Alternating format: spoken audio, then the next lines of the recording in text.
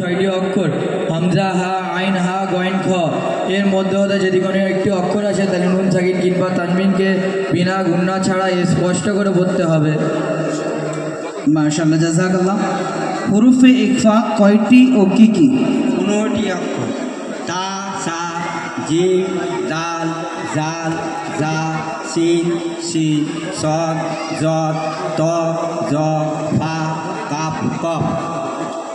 মাশাআল্লাহ, জাযাকাল্লাহ। আগে হুরুফে মাদ কয়টি ও কি কি? হুরুফের মাদ 3টি, মধ্যে মুত্তাসিল, মধ্যে মুনফাসিল, মধ্যে লাজিম। মাশাআল্লাহ, জাযাকাল্লাহ।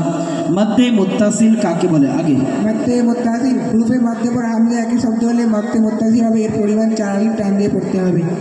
মাশাআল্লাহ, জাযাকাল্লাহ। হিফজে সূরা থেকে আমি প্রশ্ন করব, সূরা মাউন শোনাও।